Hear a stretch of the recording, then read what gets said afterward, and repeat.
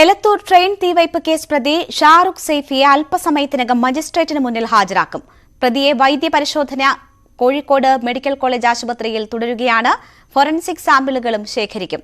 കനത്ത പോലീസ് കാവലിൽ 11:15ഓടെയാണ് പ്രതിയെ medical college ആശുപത്രിയിൽ എത്തിച്ചത്.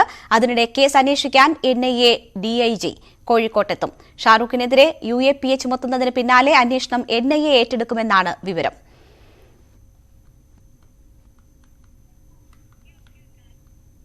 ഹൈലി റാഡിക്കലൈസ്ഡ് എന്നാണ് ഉദ്യോഗസ്ഥർ ഷാറുഖ് സൈഫിയെക്കുറിച്ച് പറയുന്നത്. മെഡിക്കൽ കോളേജിൽ CV അനുമോദുണ്ട് നമുക്കൊപ്പം. CJM കോടതിയിൽ നിന്നും ഡാൻ കുര്യനും ബീച്ച് ആശുപത്രിയിൽ നിന്ന് അശ്വിൻ വല്ലത്തും വിവരങ്ങളുമായി ചേരുകയാണ്. ആദ്യം CV അനുമോദിലേക്ക്. അനുമോദ്, വൈദ്യപരിശോധനയ്ക്കായി 11:15ഓടെയാണ് ഷാറുഖ് സൈഫിയെ ആശുപത്രിയിൽ എത്തിച്ചത്. ഓൾഡ് ബ്ലോക്കിലാണ് പരിശോധന നടന്നു വന്നത്.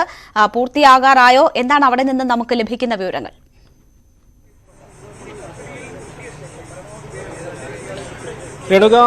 ഷാറുഖ് സൈഫിയുടെ പരിശോധന ഇപ്പോൾ ഏതാണ്ട് 1.5 മണിക്കൂറോളം പൂർത്തിയായി കഴിഞ്ഞിരിക്കുന്നു. അല്പസമയത്തിനകം തന്നെ പ്രതിയെ ഇവിടെ നിന്നും പുറത്തിറക്കുമെന്ന് തന്നെയാണ് നമുക്ക് മനസ്സിലാക്കാൻ സാധിക്കുന്നത്. കാരണം വലിയ ഒരു പരിശോധന തന്നെയാണ്, ഇത്രയും സമയമെടുത്തുകൊണ്ടുള്ള പരിശോധന തന്നെയാണ് പൂർത്തീകരിക്കുന്നത്. സാധാരണഗതിയിൽ വൈദ്യപരിശോധനയ്ക്ക് 1 മണിക്കൂർ മാത്രമാണ് സമയമെടുക്കുന്നതെങ്കിൽ ഫോറൻസിക് അടക്കമുള്ള പരിശോധന പൂർത്തിയായിക്കൊണ്ടാണ് ഈ 2 മണിക്കൂറോളം സമയം ഇതിനെടുക്കുന്നത് എന്ന് തന്നെയാണ് നമുക്ക് കരുതേണ്ടതുള്ളത്. കാരണം ഈ ഷാറുഖ് ഇയാളുടെ ദേഹത്തെ പരിക്കുകൾ, അതേപോലെ തന്നെ റെയിൽവേ ട്രാക്കിൽ നിന്ന് ലഭിച്ച വസ്തുക്കളിൽ നിന്നുള്ള വിരലടയാളം, അതേപോലെ അയാളുടെ വസ്ത്രത്തിലെ തലമുടി തുടങ്ങിയ വിവിധ കാര്യങ്ങൾ പോലീസ് അവിടെ നിന്നും ശേഖരിച്ചിരുന്നു. ഇവയെല്ലാം തന്നെ ഫോറൻസിക് പരിശോധനകൾക്ക് വിധേയമാക്കിയിട്ടുണ്ട്. അപ്പോൾ ഇതുമായി ബന്ധപ്പെട്ടുള്ള പരിശോധനകളാണ്, തുടർ നടപടികളാണ് ഇവിടെ പൂർത്തിയായിക്കൊണ്ടിരിക്കുന്നത്. ഒപ്പം തന്നെ ഇയാളുടെ ശരീരത്തിലെ മുറിവുകൾ, അവയുടെ സ്വഭാവം, ഇതൊക്കെ തന്നെ വളരെ പ്രധാനപ്പെട്ടതാണ് ഈ കേസുമായി ബന്ധപ്പെട്ട്. അത്തരത്തിൽ വിവിധ കാര്യങ്ങൾ വളരെ വിശദമായിട്ട് തന്നെ പരിശോധിക്കാനുള്ളതുകൊണ്ടാണ് കോഴിക്കോട് മെഡിക്കൽ കോളേജിലേക്ക് തന്നെ ഇയാളെ കൊണ്ടുവന്നിരിക്കുന്നത്. ഒരുപക്ഷെ ഫോറൻസിക് പരിശോധനയും സാധാരണ നിയമ നടപടി പ്രകാരമുള്ള വൈദ്യപരിശോധനയും ഒരുമിച്ച് പൂർത്തിയാക്കിയിട്ടായിരിക്കും ഇയാളെ പുറത്തിറക്കുക. അങ്ങനെയാണെങ്കിൽ ഇവിടെ നിന്ന് നേരെ മജിസ്ട്രേറ്റിന് മുൻപിലേക്കായിരിക്കും കൊണ്ടുപോവുക. അതല്ലെങ്കിൽ ഈ നടപടികൾ, വൈദ്യപരിശോധന നടപടികൾ പൂർത്തിയാക്കാൻ വേണ്ടി ബീച്ച് ആശുപത്രിയിലേക്ക് കൊണ്ടുപോകേണ്ട ഒരു സാഹചര്യം ഉണ്ടാകുന്നുണ്ടെങ്കിൽ ഫോറൻസിക് നടപടികൾ പ്രധാനമായിട്ട് ഇവിടെ പൂർത്തിയായി കഴിഞ്ഞിട്ടുണ്ട് എന്ന് തന്നെയാണ് ഇപ്പോൾ മനസ്സിലാക്കാൻ സാധിക്കുന്നത്. നേരത്തെ 11:15ഓടെയാണ് പ്രതിയെ ഇവിടെ ക്യാമ്പിൽ നിന്നും AR ക്യാമ്പിൽ നിന്നും ഇവിടേക്ക് കൊണ്ടുവന്നത്. നേരത്തെ അതിനു മുൻപ് തന്നെ പോലീസിന്റെ വലിയൊരു വിന്യാസം ഈ മെഡിക്കൽ കോളേജിൽ നടത്തിയിരുന്നു. രാവിലെ 10 മണിയോടെ തന്നെ പോലീസിന്റെ ഒരു സംഘത്തെ മെഡിക്കൽ കോളേജിലേക്ക് ആദ്യം വിന്യസിച്ചു. തുടർന്ന് ഇവിടെ സുരക്ഷ ഉറപ്പാക്കിയതിനു ശേഷം 1 മണിക്കൂറിന് ശേഷമാണ് ഷാറുഖ് സൈഫിയെ ഇവിടേക്ക് കൊണ്ടുവന്നത്. മാധ്യമങ്ങൾക്ക് പിടിതരാതെ ഷാറുഖ് സൈഫിയുടെ മുഖം മറച്ചുകൊണ്ടാണ് ഇവിടേക്ക് കൊണ്ടുവന്നിട്ടുള്ളത്. നമുക്കറിയാം, ഇത് കോടതി നടപടികളുടെ ഭാഗമായിട്ടുള്ള തിരിച്ചറിയൽ പരേഡൊക്കെ ഉള്ളതുകൊണ്ട് പോലീസ് അത്തരം കാര്യത്തിൽ വളരെ ജാഗ്രതയോടെയാണ് നിലപാടുകൾ എടുത്തിരിക്കുന്നത്. മാധ്യമങ്ങളിൽ നിന്നും ഈ പ്രതിയുടെ മുഖം മറച്ചുകൊണ്ട് അയാളെ വൈദ്യപരിശോധനയ്ക്ക് വിധേയമാക്കുന്ന ഒരു സാഹചര്യമാണ് നമുക്കിവിടെ കാണാൻ സാധിക്കുന്നത്. എന്നാണെങ്കിലും രാവിലെ നേരത്തെ 6 മണിയോടെയാണ് ഇയാളെ കോഴിക്കോട് എത്തിക്കാനായത്. അതിനു മുൻപ് പോലീസിന്റെ ഭാഗത്ത് വലിയ സുരക്ഷാ വീഴ്ച ഉണ്ടാക്കിയൊരു സാഹചര്യമായിരുന്നു ഉണ്ടായത്. കാരണം തലപ്പാടിയിൽ നിന്നും പോലീസ് വാഹനത്തിന് പകരം അതിന് ഒരു സ്വകാര്യ ഫോർച്യൂണർ വാഹനത്തിലേക്ക് ഇയാളെ പ്രവേശിപ്പിച്ചു, ഇയാളെ കൊണ്ടുവന്നു. ആ കാറിന്റെ ടയർ കണ്ണൂർ ഭാഗത്ത് വെച്ച് പഞ്ചറായി. ഏകദേശം 1 മണിക്കൂറധികം സമയം ഈ പ്രതിയുമായി പോലീസുകാർ ദേശീയപാതയുടെ അരികിൽ കാത്തു നിൽക്കുന്ന ഒരു സാഹചര്യമുണ്ടായി. ഇതിനു പകരം ഒരു നിയോഗിച്ച വാഹനവും യന്ത്ര തകരാറ് കാരണം എത്തിച്ചേർന്നില്ല. തുടർന്ന് ഒരു വാഗണാർ കാറിൽ, ഒരു സ്വകാര്യ വാഹനത്തിലാണ് കോഴിക്കോട്ടേക്ക് ഇയാളെ 6 മണിയോടെ കൊണ്ടുവന്നത്. വലിയ സുരക്ഷാ വീഴ്ചയായിട്ട് തന്നെയാണ് ഈ നടപടിയെ കാണുന്നത്. പോലീസിന്റെ ഭാഗത്തു നിന്ന് ഇത്തരം സംഭവങ്ങൾ നടക്കുമ്പോൾ ഒരു പ്ലാൻ B, അല്ലെങ്കിൽ ഇതിനെ മറികടക്കാനുള്ള ഒരു സംവിധാനം, പകരമൊരുക്കാനുള്ള സംവിധാനം, അത് സജ്ജമാക്കുന്നതിൽ വലിയ പിഴവ് വന്നുവെന്ന് തന്നെ വേണം കരുതാൻ.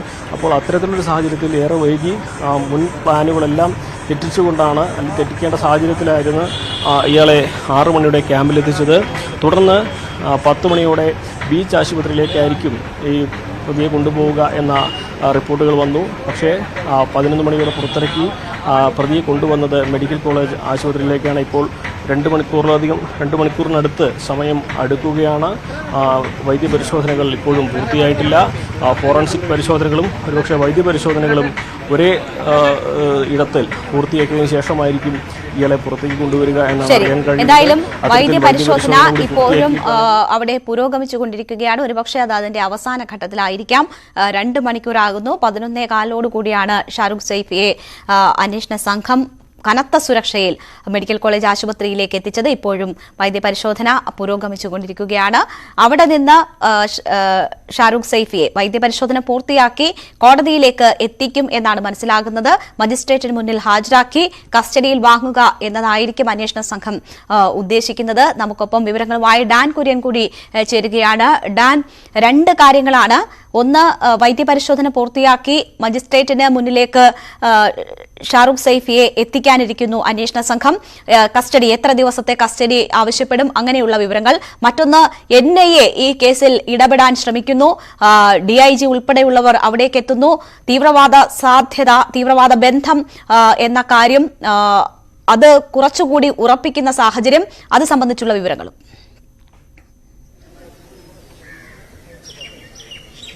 രണിക, 5 ദിവസത്തേക്ക് കസ്റ്റഡിയിൽ വാങ്ങുന്നതിന് വേണ്ടിയിട്ടുള്ള നീക്കമായിരിക്കും അന്വേഷണ സംഘത്തിന്റെ ഭാഗത്ത് നിന്ന് ഉണ്ടാകുക എന്നാണ് സൂചന. കാരണം 5 ദിവസത്തേക്കെങ്കിലും കസ്റ്റഡി ലഭ്യമായാൽ മാത്രമേ ഈ സ്ഥലത്തെത്തിച്ച് തെളിവെടുപ്പ് നടത്തുന്നതടക്കമുള്ള തുടർ നടപടികളിലേക്ക് കടക്കാൻ കഴിയൂ. പക്ഷേ അപ്പോഴും കേരള പോലീസിന്റെ മുമ്പിലുള്ള ഒരു പ്രധാന വെല്ലുവിളിയും പരിമിതിയും ഈ കേസിന്റെ ഭീകരവാദ സ്വഭാവം തന്നെയാണ്. ഈ പ്രതിക്ക് ഒരു ഹൈലി റാഡിക്കലൈസ്ഡ് മൈൻഡ് സെറ്റിൽ നിന്നുകൊണ്ടാണ് ഇത്തരത്തിൽ ഒരു അക്രമ പദ്ധതി ഇയാൾ നടപ്പിലാക്കിയിരിക്കുന്നത് എന്ന കൃത്യമായ നിഗമനത്തിലേക്ക് ദേശീയ അന്വേഷണ ഏജൻസികൾ എത്തിയിട്ടുണ്ട്. അതുകൊണ്ട് തന്നെയാണ് ഉദ്യോഗസ്ഥർ അടക്കം ഈ സംഭവം ഉണ്ടായതിന്റെ തൊട്ട് പിറ്റേ ദിവസം മുതൽ ക്യാമ്പ് ചെയ്തുകൊണ്ട് സ്ഥിതിഗതികൾ കൃത്യമായി നിരീക്ഷിച്ചുകൊണ്ടിരിക്കുന്നതും ഡൽഹിയിലെ NIA ആസ്ഥാനത്തേക്ക് ആ വിവരങ്ങൾ കൈമാറിക്കൊണ്ടിരിക്കുന്നതും. ആ പശ്ചാത്തലത്തിലാണ് പ്രതിക്കെതിരെ UAPA ചുമത്തിയേക്കും എന്ന നിർണായകമായ വിവരം NIAയുടെ ഭാഗത്ത് നിന്ന് നമുക്ക് ലഭ്യമാകുന്നത്. അങ്ങനെയാണെങ്കിൽ NIA ഉദ്യോഗസ്ഥർ കേരള പോലീസിന്റെ ഈ കേസിന്റെ അന്വേഷണത്തിന് നേതൃത്വം നൽകുന്ന ക്രമസമാധാന ചുമതലയുള്ള ADGP MR അജിത് കുമാർ ഉൾപ്പെടെയുള്ള ഉദ്യോഗസ്ഥരുമായി വിശദമായി ചർച്ച നടത്തിയതിനു ശേഷമായിരിക്കും UAPA ചുമത്തുന്ന നിർണായകമായ ഒരു ഘട്ടത്തിലേക്ക് കടക്കുക. അങ്ങനെ UAPA ചുമത്തിയതിനു ശേഷം NIA ഈ കേസിന്റെ അന്വേഷണം ഏറ്റെടുക്കാനുള്ള സാഹചര്യമാണ് നിലനിൽക്കുന്നത്. അങ്ങനെയാണെങ്കിൽ അതോടനുബന്ധിച്ച് കേസിന്റെ അന്വേഷണത്തിന് നേതൃത്വം നൽകുന്നതിന് വേണ്ടി NIAയുടെ DIG നേരിട്ട് വൈകാതെ തന്നെ കോഴിക്കോട്ടേക്ക് എത്തും എന്ന വിവരം തന്നെയാണ് വിശ്വസനീയമായ NIAയുടെ കേന്ദ്രങ്ങളിൽ നിന്ന് നമുക്ക് ലഭ്യമാകുന്നത്. എന്തായാലും ഇപ്പോൾ പുരോഗമിച്ചുകൊണ്ടിരിക്കുന്നത് ഫോറൻസിക് പരിശോധനയാണോ വൈദ്യ പരിശോധനയാണോ എന്നതടക്കമുള്ള കാര്യങ്ങളിൽ ചില വ്യക്തത വരേണ്ടതുണ്ട്. കാരണം വൈദ്യ പരിശോധനയ്ക്ക് ഇത്രയധികം സമയമെടുക്കുന്നത് സ്വാഭാവികമായിട്ട് ഉള്ള ഒരു കാര്യമല്ല. അത് തന്നെയാണ് അത് സംബന്ധിച്ച അഭ്യൂഹങ്ങൾ ശക്തമാക്കുന്നത്. എന്തായാലും ഫോറൻസിക് പരിശോധനയും വൈദ്യ പരിശോധനയും പൂർത്തിയാക്കേണ്ടതുണ്ട് എന്ന കാര്യത്തിൽ ഉദ്യോഗസ്ഥരുടെ ഭാഗത്തു നിന്ന് കൃത്യമായ നിരീക്ഷണം ഉണ്ടാകുന്നുണ്ട്, സ്ഥിരീകരണം ഉണ്ടാകുന്നുണ്ട്. അങ്ങനെയാണെങ്കിൽ അത് രണ്ടും പൂർത്തിയാക്കിയതിനു ശേഷം മാത്രമേ ഞാനിപ്പോൾ നിൽക്കുന്ന മജിസ്ട്രേറ്റ് കോടതി വളപ്പിലേക്ക് പ്രതിയുമായി ഉദ്യോഗസ്ഥരുടെ സംഘം എത്തുകയുള്ളൂ. രേണുക, തീർച്ചയായും എന്തായാലും ദീർഘമായ പ്രോസസ്സാണ് ഇതൊക്കെയും. വളരെ ഗൗരവമുള്ള കേസായതുകൊണ്ട് തന്നെ വളരെ സുരക്ഷയിൽ അങ്ങനെ ആണ് ഓരോ കാര്യങ്ങളും അന്വേഷണ സംഘം നീക്കുന്നത്. നമുക്കൊപ്പം അശ്വിൻ വല്ലത്ത് കൂടി ചേരുകയാണ്. അശ്വിൻ, ബീച്ച് ഹോസ്പിറ്റലിലാണ് ഉള്ളതെന്ന് അറിയുന്നു. നേരത്തെ അവിടേക്ക് ആദ്യം കൊണ്ടുവരും, വൈദ്യപരിശോധന അവിടെ നടക്കും എന്ന് കരുതിയിരുന്നു. പക്ഷേ മെഡിക്കൽ കോളേജ് ആശുപത്രിയിലേക്കാണ് കൊണ്ടുപോയത്. ഇപ്പോൾ വൈദ്യപരിശോധനയാണോ നടക്കുന്നത് അതോ ഫോറൻസിക് പരിശോധനയാണോ എന്നതിൽ ആശയക്കുഴപ്പം നിലനിൽക്കുന്നു. എന്താണ് നമുക്ക് ലഭ്യമാകുന്ന വിവരങ്ങൾ? ഒപ്പം രാവിലെ പോലീസ് ക്യാമ്പിലെത്തിച്ച് പ്രാഥമികമായ ചില ചോദ്യം ചെയ്യലുകൾ അന്വേഷണ സംഘം നടത്തിയെന്നാണ് മനസ്സിലാക്കുന്നത്. അതിൽ പരസ്പര വിരുദ്ധമായ കാര്യങ്ങൾ ഷാറൂഖ് പങ്കുവച്ചുവെന്നും അറിയുന്നു. അതിന്റെ വിവരങ്ങളും.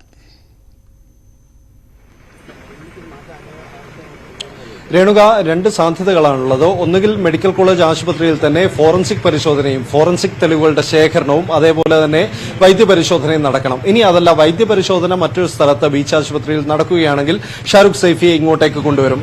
കാരണം ഇയാളുടെ ശരീരത്തിൽ നിന്നുള്ള ഫോറൻസിക് സാമ്പിളുകൾ ശേഖരിക്കേണ്ടതുണ്ട്. നേരത്തെ ഇയാളുടെ ബാഗിൽ നിന്ന് കിട്ടിയ വസ്ത്രത്തിൽ നിന്ന് തലമുടി ഉൾപ്പെടെയുള്ള സാമ്പിളുകൾ ഫോറൻസിക് സംഘം ശേഖരിച്ചിരുന്നു. ഇപ്പോൾ ചെയ്തുകൊണ്ടിരിക്കുന്നത് ഇയാളുടെ സാമ്പിളുകൾ ചീക്ക് സെൽസ് ഫിംഗർ അതേപോലെ തന്നെ ഹെയർ, തലമുടി ഉൾപ്പെടെയുള്ള ഇത്തരത്തിലുള്ള ഫോറൻസിക് സാമ്പിളുകൾ ശേഖരിക്കുക. അത് മാച്ച് ചെയ്യുകയാണെങ്കിൽ ഈ അന്വേഷണ സംഘത്തിന് ലഭിക്കാവുന്ന ഏറ്റവും പ്രധാനപ്പെട്ട തെളിവ് അതുതന്നെയായിരിക്കും. അത്തരത്തിലുള്ള വിവരശേഖരണമാണ് നടന്നുകൊണ്ടിരിക്കുന്നത്. ഇനി ഒരുപക്ഷെ അവിടെ വെച്ച് തന്നെ ഈ ഫോറൻസിക് സംഘം തെളിവുകൾ ശേഖരിക്കുന്ന സ്ഥലത്ത് വെച്ച് തന്നെ ഇയാളുടെ വൈദ്യപരിശോധനയും നടത്താനുള്ള സാധ്യതയുണ്ട്. നേരം വൈകിയിട്ടുണ്ട്. 12 മണിവരെയാണ് ട്രാൻസിറ്റ് ഓർഡർ ഉള്ളത്. 12 മണിയോടുകൂടി ഹാജരാക്കണം എന്നുള്ളതാണ്. 12 മണി കഴിയുമ്പോഴേക്കും മജിസ്ട്രേറ്റിന് മുന്നിൽ ഹാജരാക്കണം എന്നുള്ളതാണ്. പക്ഷേ ആ സമയം കഴിഞ്ഞിരിക്കുന്നു. അതുകൊണ്ട് വളരെ വേഗം അവിടെ നിന്ന് തന്നെ വൈദ്യപരിശോധനയും പൂർത്തിയാക്കി മജിസ്ട്രേറ്റിന് മുന്നിലേക്ക് കൊണ്ടുവരാനുള്ള സാധ്യതയുണ്ട്. പക്ഷേ മറ്റൊരു സാധ്യത അവിടെ വെച്ച് ഫോറൻസിക് പരിശോധന നടത്തിയതിനു ശേഷം മെഡിക്കൽ കോളേജ് ആശുപത്രിയിൽ വെച്ച് ഫോറൻസിക് തെളിവുകൾ ശേഖരിച്ചതിന് ശേഷം ഇങ്ങോട്ടേക്ക് ബീച്ച് ആശുപത്രിയിലേക്ക് കൊണ്ടുവരിക എന്നുള്ളതാണ്. അതോടൊപ്പം തന്നെ ഇയാളുടെ മുറിവുകളുടെ പഴക്കം, ഈ ദിവസത്തിൽ ഉണ്ടായ മുറിവ്, ഈ ആക്രമണത്തിൽ ഉണ്ടായ മുറിവുകൾ തന്നെയാണോ, ഇത്തരം കാര്യങ്ങളൊക്കെ ഉറപ്പിക്കേണ്ടതുണ്ട്. അതേപോലെ പൊള്ളലിനെ കുറിച്ച്, ഇയാളുടെ ശരീരത്തിൽ ഉണ്ടായ പൊള്ളലേറ്റ മുറിവുകളെ കുറിച്ചുള്ള വിവരം ശേഖരിക്കേണ്ടതുണ്ട്. ഇത്തരത്തിലുള്ള വിവരശേഖരണമാണ് ഇപ്പോൾ മെഡിക്കൽ കോളേജ് ആശുപത്രിയിൽ നടന്നുകൊണ്ടിരിക്കുന്നത്. അതിനുശേഷം ഈ ഒരുപക്ഷെ അവിടെ വെച്ച് തന്നെ ഈ വൈദ്യപരിശോധന നടക്കും, അല്ലെങ്കിൽ ബീച്ച് ആശുപത്രിയിലേക്ക് കൊണ്ടുവരും. അത്തരത്തിൽ 2 സാധ്യതകളുണ്ട്. മറ്റൊന്ന്, ഇന്നത്തെ ചോദ്യം ചെയ്യലുമായി ബന്ധപ്പെട്ട വിവരങ്ങളാണ്. ഇന്ന് പ്രാഥമികമായ ചോദ്യം ചെയ്യൽ അവിടെ വെച്ച് നടന്നിട്ടുണ്ട്. അന്വേഷണ സംഘം ഇയാളെ ചോദ്യം ചെയ്തിട്ടുണ്ട്.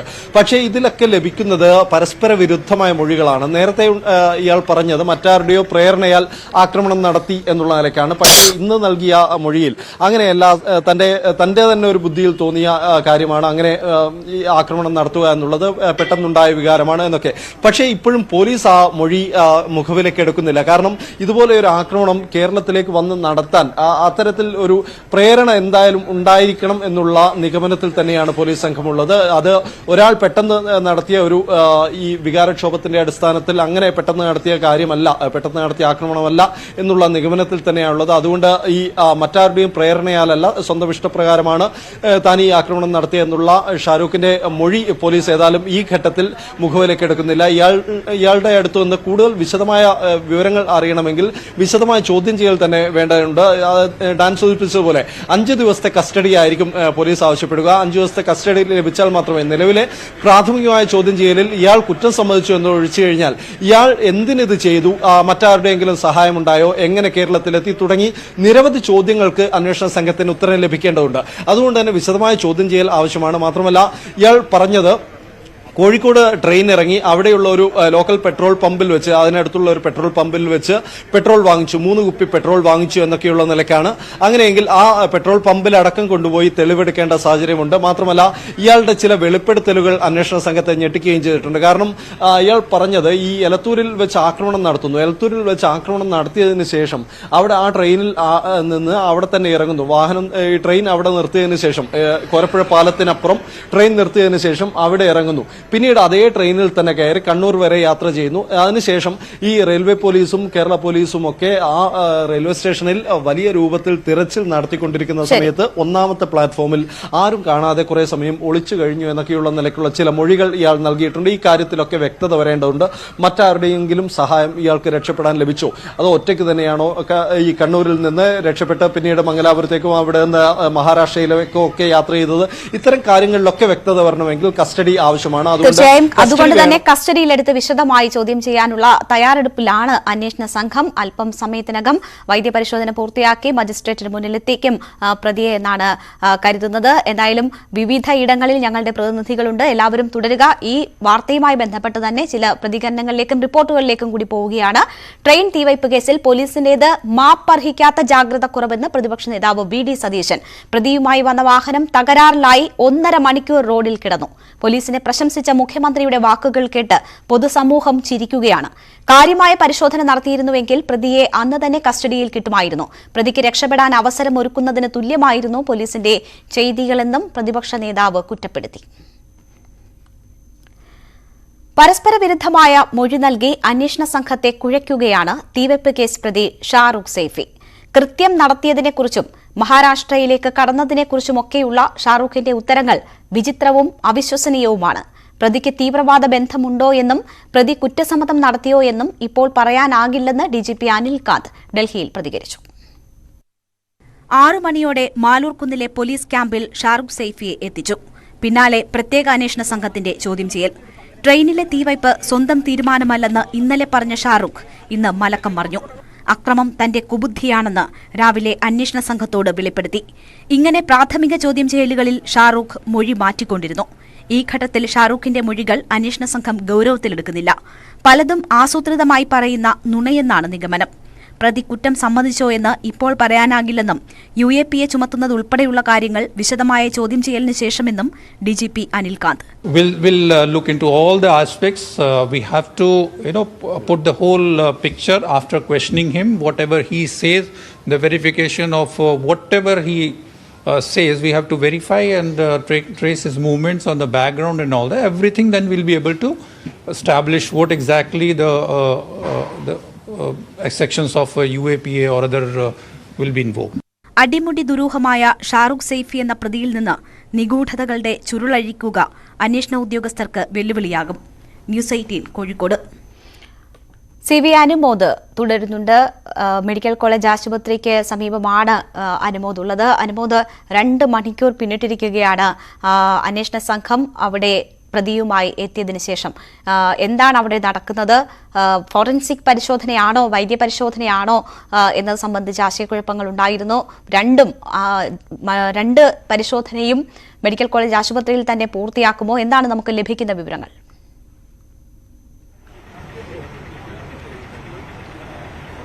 ഫോറൻസിക് വൈദ്യപരിശോധനകൾ ഒരുമിച്ച് പൂർത്തിയാക്കി ഷാറൂഖ് സൈഫിയെ പുറത്തിറക്കുമെന്നാണ് നമുക്ക് ലഭ്യമാകുന്ന വിവരങ്ങൾ. കാരണം ഫോറൻസിക് പരിശോധനകൾ നടത്തുവാനും മറ്റു കാര്യങ്ങൾക്കും മെഡിക്കൽ കോളേജിൽ മാത്രമേ സാധിക്കുകയുള്ളൂ.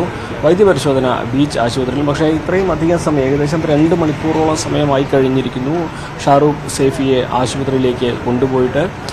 അതുകൊണ്ട് തന്നെ ഇനി നേരെ മജിസ്ട്രേറ്റിന് മുന്നിലേക്ക് ഹാജരാക്കാവുന്ന നടപടികളായിരിക്കും ഉണ്ടാവുക എന്ന് തന്നെയാണ് കരുതാൻ. കാരണം നേരത്തെ എല്ലാം സൂചിപ്പിച്ച പോലെ ട്രാൻസിറ്റ് വാറണ്ടിൻ്റെ ടൈം ലിമിറ്റ് കഴിഞ്ഞിരിക്കുന്നു. അതുകൊണ്ട് തന്നെ ഇനി സമയം വൈകിക്കുക ഒരുപക്ഷെ സാങ്കേതികമായിട്ട് കഴിയുന്ന ഒരു കാര്യമല്ല. ആ കാരണത്താൽ തന്നെ എല്ലാ നടപടികളും മെഡിക്കൽ കോളേജിൽ തന്നെ പൂർത്തിയാക്കി കോടതിയിലേക്ക് കൊണ്ടുപോകാനാണ്, മജിസ്ട്രേറ്റ് മുമ്പിലേക്ക് കൊണ്ടുപോകാനാണ് പോലീസ് ആലോചിക്കുന്നതെന്നും പറയാൻ. ഈ ഫോറൻസിക് പരിശോധനകൾ കേസിൽ വളരെ നിർണായകമാണ്. കാരണം ഈ ബാഗിൽ പാതയുടെ റെയിൽവേ ലൈനിനടുത്ത് ഉപേക്ഷിക്കപ്പെട്ട നിലയിൽ ബാഗിൽ കണ്ടെത്തിയ കുപ്പിയിൽ നിന്ന് ലഭിച്ച വിരലടയാളം, അതുപോലെ ഡയറിയിലെ തെളിവുകൾ, അതുപോലെ തന്നെ ഈ ഒരു ടീഷർട്ടിൽ നിന്ന് ലഭിച്ച തലമുടി, ഇതൊക്കെ തന്നെ കേസിനെ സംബന്ധിച്ച് ഈ പ്രതിയിലേക്ക് വിരൽ ചൂണ്ടുന്ന നിർണായക തെളിവുകളാണ്. ഇവിടെയൊക്കെ അടിസ്ഥാനം നടത്തുന്ന ഫോറൻസിക് പരിശോധന. അതോടൊപ്പം തന്നെ ഇയാളുടെ ശരീരത്തിലുണ്ടായ മുറിവുകൾ, ആ മുറിവുകളുടെ ആഴം, പഴക്കം, അതുണ്ടാവാനുള്ളൊരു സാഹചര്യം, അങ്ങനെയുള്ള നിരവധി കാര്യങ്ങൾ ഈ ഒരു ഫോറൻസിക് പരിശോധനയിൽ മനസ്സിലാകും. ഇതെല്ലാം തന്നെ ഈ കേസിൽ വളരെ പ്രധാനപ്പെട്ടതാണ്. കാരണം ഓരോ മുറിവുകളും ഈ കൃത്യം ചെയ്യുന്നതിനിടയിലാണോ അതിന് ശേഷമാണോ തുടങ്ങിയ കാര്യങ്ങളൊക്കെ കേസിനെ സ്വാധീനിക്കുന്ന ഒരു തെളിവായിട്ട് തന്നെ മാറാൻ സാധ്യതയുണ്ട്. അപ്പോൾ വളരെ വിശദമായിട്ട് തന്നെയുള്ള പരിശോധനകൾ ആ തരത്തിൽ ഇവിടെ പൂർത്തിയാക്കുകയാണ്. എന്നാണെങ്കിലും ഇവിടുന്ന് നേരിട്ട് മജിസ്ട്രേറ്റിന് മുമ്പിലേക്ക് പോകാനുള്ള സാധ്യത തന്നെയാണ് കാണുന്നത്. അരമണിക്കൂർ മുൻപ് ഇയാളെ മറ്റൊരു ബ്ലോക്കിലേക്ക് കൊണ്ടുപോകുന്നതിൻ്റെ വിദൂര ദൃശ്യങ്ങളും നമുക്ക് കാണാൻ സാധിച്ചിരുന്നു. ഏതാണ്ട് 2 മണിക്കൂർ പിന്നിടുമ്പോഴും ഈ ഷാറൂഖ് സൈഫിയുടെ ഫോറൻസിക് വൈദ്യപരിശോധനകൾ പുരോഗമിക്കുക തന്നെയാണ്. എപ്പോൾ പൂർത്തിയാകുമെന്ന് നമുക്ക് കൃത്യമായിട്ട് ഇപ്പോൾ പറയാൻ കഴിയുന്ന ഒരു സാഹചര്യമല്ല. എന്നാണെങ്കിലും പോലീസിൻ്റെ സന്നാഹങ്ങൾ ഇവിടെയും വാഹനങ്ങളെല്ലാം പോകാൻ തയ്യാറായിട്ട് തന്നെ നിർത്തിയിരിക്കുന്നു. അല്പസമയത്തിനകം പ്രതിയെ പുറത്തിറക്കും എന്ന പ്രതീക്ഷയിലാണ് എല്ലാവരും. 2 മണിക്കൂർ പിന്നിട്ടിരിക്കുകയാണ്. എലത്തൂർ ട്രെയിൻ ആക്രമണ കേസിലെ പ്രതി ഷാറൂഖ് സൈഫിയെ കോഴിക്കോട് മെഡിക്കൽ കോളേജ് ആശുപത്രിയിൽ എത്തിച്ചിട്ട് അവിടെ ഫോറൻസിക് പരിശോധനയും ഒപ്പം തന്നെ വൈദ്യപരിശോധനയും നടക്കുന്നു എന്ന വിവരമാണ് ലഭിക്കുന്നത്. ഒരുപക്ഷെ വൈദ്യപരിശോധന ബീച്ച് ആശുപത്രിയിൽ ആയേക്കും എന്ന തരത്തിലുള്ള റിപ്പോർട്ടുകളുമുണ്ട്. എന്തായാലും അതീവ സുരക്ഷയിൽ രഹസ്യമായി ആണ് ഈ പ്രോസസ് എല്ലാം അന്വേഷണ സംഘം നടത്തുന്നത്. മാധ്യമങ്ങളെ പ്രവേശിപ്പിക്കാതെ സുരക്ഷ ഒരുക്കി അവരെ മീറ്ററുകൾ മുന്നിൽ തടഞ്ഞുകൊണ്ടാണ് പ്രതിയുമായി അന്വേഷണ സംഘം അവിടേക്ക് എത്തിയത്. മറ്റൊരു റിപ്പോർട്ടിലേക്ക് കൂടി. ഇന്നലെ പുലർച്ചെ സാഹസികമായി പിടികൂടിയ ഷാറൂഖ് ഫൈസിയെ കോഴിക്കോട് എത്തിക്കുമ്പോൾ സംഭവിച്ചത് വലിയ സുരക്ഷാ വീഴ്ച. കണ്ണൂർ പിന്നിട്ട് മിനിറ്റുകൾ കഴിഞ്ഞപ്പോഴേക്കും പ്രതിയെ കൊണ്ടുവന്ന ഫോർച്യൂണർ വാഹനത്തിന്റെ ടയർ പഞ്ചറായി. മറ്റൊരു വാഹനത്തിന് കൈകാണിച്ച് ആ വാഹനത്തിൽ കയറ്റിയാണ് രാജ്യം മുഴുവൻ ചർച്ച ചെയ്ത അക്രമ സംഭവത്തിലെ പ്രതിയെ കോഴിക്കോട് എത്തിച്ചത്.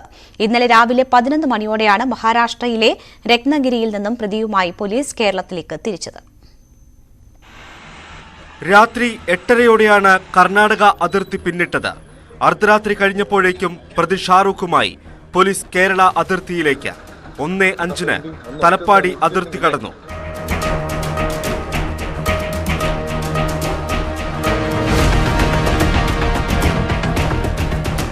മൂന്നരയോടെ കണ്ണൂർ ടൗൺ പിന്നിട്ട് ചാലയിലേക്ക്. കണ്ണൂർ കോഴിക്കോട് ഹൈവേയിൽ നിന്നും മാറി പിന്നീട് യാത്ര. കാടാച്ചിറ കഴിഞ്ഞ് വലത്തോട്ടുള്ള റോഡിൽ ബ്രണ്ണൻ കോളേജ് റോഡ് വഴി തലശ്ശേരിയിലേക്ക് കടക്കാനായിരുന്നു തീരുമാനം. എന്നാൽ ഇതിനു മുന്നേ പ്രതിയുമായി സഞ്ചരിച്ച ഫോർച്യൂണർ വാഹനത്തിന്റെ ടയർ പഞ്ചറായി.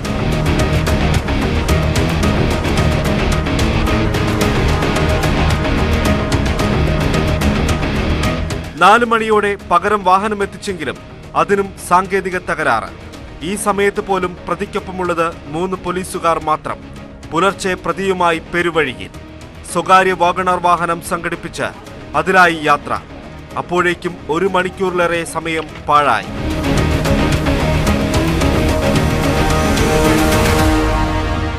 ആറ് 10 പ്രതിയുമായി പോലീസ് കോഴിക്കോടെത്തിയത്.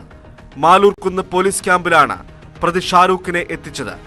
പിന്നാലെ ADGP MR അജിത് കുമാറും IG നീരജ് ഗുപ്തയും പോലീസ് ക്യാമ്പിലെത്തി. ന്യൂസ് 18 കണ്ണൂർ. വിവരങ്ങളുമായി അശ്വിൻ വല്ലത്ത് നമുക്കൊപ്പം തുടരുന്നുണ്ട്. അശ്വിൻ, ഇന്ന് പ്രാഥമികമായി ചോദ്യം ചെയ്തപ്പോൾ ഷാറൂഖ് പറഞ്ഞ വിവരങ്ങൾ, അത് താൻ ഒറ്റയ്ക്കാണ് ഈ ആക്രമണം നടത്തിയത്, തന്റെ മാത്രം തീരുമാനമായിരുന്നു, ഇതിൽ താൻ മാത്രമേ ഉൾപ്പെട്ടിട്ടുള്ളൂ എന്നതൊക്കെയാണ് പറഞ്ഞിരിക്കുന്നത്. ഇത് ആസൂത്രിതമായി അന്വേഷണ സംഘത്തെ വഴിതെറ്റിക്കുക എന്ന ഉദ്ദേശത്തോടെ പറയുന്ന നുണ എന്നാണോ നമ്മൾ മനസ്സിലാക്കേണ്ടത്? ഇയാൾ രക്ഷപ്പെട്ടതുൾപ്പെടെയുള്ള കാര്യങ്ങൾ വലിയ ചോദ്യങ്ങൾ ഇപ്പോഴും ഉയർത്തുന്നതാണ്, വലിയ സംശയങ്ങൾ ഉയർത്തുന്നതാണ്. ഇയാൾ അതേ ട്രെയിനിൽ തന്നെ കണ്ണൂരിലെത്തി എന്നൊക്കെ അന്വേഷണ സംഘത്തോട് പറഞ്ഞു എന്നാണ് നമ്മൾ മനസ്സിലാക്കുന്നത്. അവിശ്വസനീയമായ കാര്യങ്ങൾ അത് മനഃപൂർവ്വം അന്വേഷണ സംഘത്തെ വഴിതെറ്റിക്കാൻ ഉദ്ദേശിച്ച് പറയുന്നവയെന്നാണോ അന്വേഷണ സംഘവും കണക്കാക്കുന്നത്? രേണുക, മഹാരാഷ്ട്ര ATS ചോദ്യം ചെയ്ത സമയം മുതൽ തന്നെ ഈ ഷാറൂഖ് സൈഫി നിരന്തരം മൊഴി മാറ്റിക്കൊണ്ടിരിക്കുന്ന ഒരു പ്രശ്നമുണ്ട്. ഈ വിഷയത്തെക്കുറിച്ച് സംസാരിച്ചുകൊണ്ടിരിക്കുമ്പോൾ അയാൾ തുടക്കത്തിൽ പറയുന്നതല്ല പിന്നീട് പറയുന്നത്, അങ്ങനെ മൊഴി മാറ്റിക്കൊണ്ടിരിക്കുന്ന ഒരു സാഹചര്യമുണ്ട്. അത് കേരള പോലീസിന്റെ കസ്റ്റഡിയിൽ കിട്ടിയപ്പോഴും ഈ പ്രത്യേക അന്വേഷണ സംഘത്തിന്റെ കസ്റ്റഡിയിൽ കിട്ടിയപ്പോഴും സമാനമായ സാഹചര്യമാണ്. നേരത്തെ മഹാരാഷ്ട്ര ATSനോട് ഇയാൾ പറഞ്ഞിരുന്നത് മറ്റൊരു ആളുടെ പ്രേരണയാലാണ് ഈ കാര്യം ചെയ്തത്, ഇങ്ങനെ ഒരു ആക്രമണം നടത്തിയത് എന്നൊക്കെയുള്ളതായിരുന്നു. പക്ഷേ അതിന് പിന്നിലെ ഇന്റൻഷനെ കുറിച്ചോ ആരാണ് അയാൾ എന്നത് സംബന്ധിച്ചോ അല്ലെങ്കിൽ മറ്റേതെങ്കിലും സംഘടനയുമായി ഇയാൾക്ക് ബന്ധമുണ്ടോ അങ്ങനെയുള്ള കാര്യങ്ങളെക്കുറിച്ചൊന്നും യാതൊരു വ്യക്തതയും ഇയാൾ വരുത്തിയിരുന്നില്ല. പക്ഷേ പിന്നീട് ഇപ്പോൾ കേരളത്തിൽ നിന്നുള്ള പ്രത്യേക അന്വേഷണ സംഘം ചോദ്യം ചെയ്യാൻ തുടങ്ങിയപ്പോൾ അയാൾ പറയുന്നത് ഇത് താൻ മറ്റൊരാളുടെ പ്രേരണയാലൊന്നുമല്ല, സ്വന്തം ഇഷ്ടപ്രകാരമാണ് അല്ലെങ്കിൽ സ്വന്തം താല്പര്യപ്രകാരമാണ് ഇങ്ങനെ ഒരു ആക്രമണം നടത്തിയത്, ഇത് സ്വന്തം തീരുമാനമാണ് എന്നൊക്കെയുള്ള നിലയ്ക്ക് അയാൾ മൊഴി നൽകുന്നു. മാത്രമല്ല അയാൾ പറയുന്ന ചില കാര്യങ്ങളാണ് അന്വേഷണ സംഘത്തിന് വിചിത്രമായി തോന്നുന്നത്. കാരണം ഈ ട്രെയിനിൽ നിന്ന് ഈ ട്രെയിനിൽ ആക്രമണം നടത്തിയ സമയത്ത് തന്നെ ആളുകൾ പറയുന്നുണ്ട് ഇയാളെക്കുറിച്ചുള്ള കൃത്യമായുള്ള സൂചനകൾ, ഈ ആക്രമണം നേരിട്ട ആളുകളും അതേപോലെ തന്നെ യാത്രക്കാരും ഒക്കെ തന്നെ ഇയാളെക്കുറിച്ചുള്ള സൂചനകൾ നൽകുന്നുണ്ട്. ഇയാളെ പിടിച്ചു നിർത്താൻ വേണ്ടി അവിടെ ശ്രമം നടന്നിരുന്നു, ഇയാളെ പിടിച്ചു നിർത്താൻ വേണ്ടി യാത്രക്കാർ പലരും ശ്രമിച്ചിരുന്നു. പക്ഷേ അവിടെ നിന്നൊക്കെ ഇയാൾ രക്ഷപ്പെടുകയായിരുന്നു. പക്ഷേ ഇയാൾ നൽകിയിരിക്കുന്ന ഒരു മൊഴി, ഈ ആക്രമണത്തിന് ശേഷം കോരപ്പുഴ പാലത്തിനപ്പുറത്ത് ട്രെയിൻ നിർത്തിയപ്പോൾ ഇയാൾ ട്രെയിനിൽ നിന്ന് അല്പസമയം ഇറങ്ങി നിന്നു. പിന്നീട് അതേ ട്രെയിനിൽ തന്നെ കയറി കണ്ണൂർ വരെ യാത്ര ചെയ്തു. കണ്ണൂർ വരെ യാത്ര ചെയ്തിട്ട് ഈ കണ്ണൂർ റെയിൽവേ സ്റ്റേഷന്റെ 1ാമത്തെ പ്ലാറ്റ്ഫോമിന്റെ ഒരു മൂലയ്ക്ക് ഇയാൾ കുറെ സമയം ചെലവഴിച്ചു. അതിനുശേഷം ഡൽഹിക്കുള്ള ട്രെയിൻ വന്നപ്പോൾ അതിൽ ടിക്കറ്റ് എടുക്കാതെ, ഡൽഹിക്കല്ല മഹാരാഷ്ട്രയ്ക്കുള്ള ട്രെയിൻ വന്നപ്പോൾ അത് ടിക്കറ്റ് എടുക്കാതെ ഇയാൾ യാത്ര ചെയ്തു. അങ്ങനെയാണ് ഇയാൾ രത്നഗിരിയിൽ എത്തുന്നത്. അവിടെ ഒരു റെയിൽവേ സ്റ്റേഷനിൽ ഇയാൾ ചാടി ഇറങ്ങാൻ ശ്രമിക്കുന്നു. ഓടിക്കൊണ്ടിരിക്കുന്ന ട്രെയിനിൽ നിന്ന് ഇയാൾ ചാടി ഇറങ്ങാൻ ശ്രമിക്കുന്നു, അല്ലെങ്കിൽ നിർത്താൻ പോകുന്ന ട്രെയിനിൽ നിന്ന് ചാടി ഇറങ്ങാൻ ശ്രമിക്കുന്നു. ആ സമയത്ത് ഇയാൾക്ക് പരിക്ക് പറ്റിയിട്ടുണ്ട്. അങ്ങനെയാണ് നേരത്തെ നൽകിയിരിക്കുന്ന മൊഴി. ഈ മൊഴിയൊക്കെ തന്നെ ശരിയാണോ? അങ്ങനെ തന്നെയാണോ ഇയാൾക്ക് പരിക്ക് പറ്റിയത്, അല്ലെങ്കിൽ മറ്റെന്തെങ്കിലും സംഘർഷമോ പ്രശ്നങ്ങളോ അവിടെ ഉണ്ടായി? ഈ കാര്യങ്ങളിലൊക്കെ വ്യക്തത വരേണ്ടതുണ്ട്. അതുകൊണ്ട് ആണ് ഇപ്പോൾ ഫോറൻസിക് പരിശോധന നടന്നുകൊണ്ടിരിക്കുന്നത്. ഈ ഫോറൻസിക് പരിശോധനയിൽ ഇയാളുടെ മുറിവുകളുടെ പഴക്കം, അതേപോലെ തന്നെ പൊള്ളലേറ്റാണോ മുറിവുണ്ടായത്, ഈ പൊള്ളലുണ്ടായത് എപ്പോഴാണ്, അതേപോലെ തന്നെ ഇയാളുടെ DNA സാമ്പിളുകൾ, അത്തരം കാര്യങ്ങളൊക്കെ തന്നെ ശേഖരിക്കേണ്ടതുണ്ട്. നേരത്തെ ഇയാളുടെ ബാഗ് കിട്ടിയപ്പോൾ ആ ബാഗിൽ നിന്ന് ഇയാളുടെ വസ്ത്രങ്ങൾ പരിശോധിച്ചപ്പോൾ ആ വസ്ത്രങ്ങളിൽ നിന്ന് ഇയാളുടെ തലമുടി അടക്കമുള്ള DNA സാമ്പിളുകൾ ശേഖരിക്കാവുന്ന കാര്യങ്ങളൊക്കെ തന്നെ ലഭിച്ചിരുന്നു. അതുകൊണ്ട് ഈ DNA സാമ്പിൾ മാച്ച് ചെയ്യുക എന്നുള്ളത് അന്വേഷണ സംഘത്തെ സംബന്ധിച്ചിടത്തോളം വളരെ പ്രധാനമാണ്. ഈ കേസിൽ ഏറ്റവും നിർണായകമാവാൻ പോകുന്ന തെളിവുകളിൽ ഒന്ന് ഈ DNA സാമ്പിളുകൾ തന്നെയായിരിക്കും. ബാഗിൽ നിന്ന് ലഭിക്കുന്ന DNA സാമ്പിളുകൾ തന്നെയായിരിക്കും. അതുകൊണ്ടാണ് ഇപ്പോൾ ഈ ഫോറൻസിക് സാമ്പിളുകളുടെ ഒരു കളക്ഷൻ അവിടെ നടന്നുകൊണ്ടിരിക്കുന്നത്. കോഴിക്കോട് മെഡിക്കൽ കോളേജ് ആശുപത്രിയിൽ അത് നടന്നുകൊണ്ടിരിക്കുകയാണ്. അതിനുശേഷമായിരിക്കും വൈദ്യപരിശോധന ഉണ്ടാവുക. ഇപ്പോൾ വൈദ്യപരിശോധനയാണോ നടക്കുന്നത് എന്ന കാര്യത്തിൽ പോലും തീർച്ചയില്ല. ഒരുപക്ഷെ അതിനുശേഷം ഈ DNA സാമ്പിളുകൾ കളക്ട് ചെയ്തതിനു ശേഷം വൈദ്യപരിശോധന തുടങ്ങിയിരിക്കാം. അതല്ലെങ്കിൽ സാധാരണ ഈ വൈദ്യപരിശോധന നടക്കാറുള്ളത് കോഴിക്കോട് മജിസ്ട്രേറ്റ് കോടതിയിൽ പ്രതികളെ ഹാജരാക്കാൻ കൊണ്ടുവരുമ്പോൾ വൈദ്യപരിശോധന സാധാരണഗതിയിൽ നടക്കാറുള്ളത് ബീച്ച് ആശുപത്രിയിലാണ്. ഒന്നുകിൽ അവിടെ ഈ DNA സാമ്പിളുകൾ ശേഖരിച്ചതിന് ശേഷം ഇയാളെ ഇങ്ങോട്ടേക്ക് ബീച്ച് ആശുപത്രിയിലേക്ക് കൊണ്ടുവന്നേക്കാം. അപ്പോൾ അതിനുള്ള ഒരു സാധ്യതയുമുണ്ട്. ഇതെല്ലാം തന്നെ സാധ്യതകളാണ്. അന്വേഷണ സംഘം രാവിലെ മുതൽ തന്നെ ആ സുരക്ഷാ വീഴ്ചയുണ്ടായതിനു ശേഷം അന്വേഷണ സംഘം ഇങ്ങനെ നിരന്തരം തീരുമാനങ്ങൾ മാറ്റിക്കൊണ്ടിരിക്കുകയും ഒക്കെ ചെയ്യുകയാണ്. കാരണം ഈ സുരക്ഷാ വീഴ്ചയുണ്ടായി എന്നുള്ള റിപ്പോർട്ടുകൾ വന്നതിന് പിന്നാലെ തന്നെ ഇയാളെ കൊണ്ടുവരുന്ന കാര്യത്തിലടക്കം നേരത്തെ പോലീസ് ക്ലബ്ബിൽ കൊണ്ടുവരുമെന്ന് പറഞ്ഞിരുന്നു. പക്ഷേ മാലൂർ കുന്നിലെ AR ക്യാമ്പിലേക്കാണ് കൊണ്ടുപോയത്. അതേപോലെ തന്നെ ആദ്യം ഒരു ട്രയൽ റൺ മെഡിക്കൽ കോളേജ് ആശുപത്രിയിലേക്ക് പോയി പോലീസ് സംഘം ഇയാളില്ലാതെ ഷാരൂഖ് സൈഫി ഇല്ലാതെ ഒരു ട്രയൽ റൺ നടത്തിയതിന് ശേഷമാണ് പിന്നീട് ഷാരൂഖുമായിട്ട് പിന്നീട് മെഡിക്കൽ കോളേജിലേക്ക് പോകുന്നത്. അതുകൊണ്ട് നേരത്തെ പാലിക്കുമെന്ന് പറഞ്ഞിരുന്ന നടപടിക്രമങ്ങളൊക്കെ അങ്ങനെ തന്നെ പാലിച്ചാണോ ഈ കസ്റ്റഡി അപേക്ഷ നൽകാൻ വേണ്ടി കൊണ്ടുവരിക, മജിസ്ട്രേറ്റിന് മുന്നിൽ ഹാജരാക്കാൻ വേണ്ടി കൊണ്ടുവരിക എന്നുള്ള കാര്യത്തിലൊക്കെ വ്യക്തത വരേണ്ടതുണ്ട്. പക്ഷേ ഏതായാലും ഇപ്പോൾ ഫോറൻസിക് പരിശോധന ഏതായാലും നടന്നുകൊണ്ടിരിക്കുന്നു. ഒപ്പം തന്നെ ഒരുപക്ഷെ വൈദ്യപരിശോധനയും നടന്നേക്കും. ഇനി അതല്ല മെഡിക്കൽ കോളേജ് ആശുപത്രിയിൽ നിന്ന് വൈദ്യപരിശോധന നടന്നില്ലെങ്കിൽ ബീച്ച് ആശുപത്രിയിൽ കൊണ്ടുവന്ന് വൈദ്യപരിശോധന നടത്തിയേക്കും. അതിനുശേഷമായിരിക്കും മജിസ്ട്രേറ്റിന് മുന്നിൽ ഹാജരാക്കുക.